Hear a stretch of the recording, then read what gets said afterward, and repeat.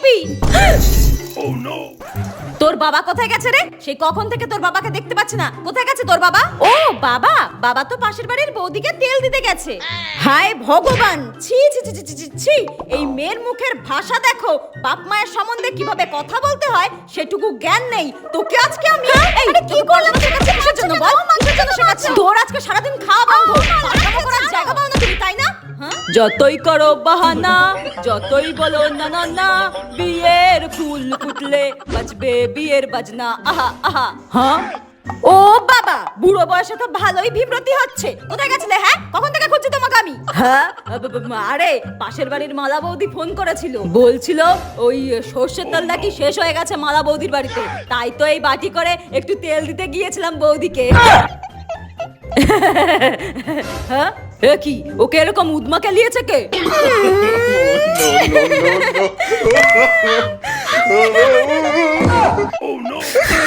সত্যি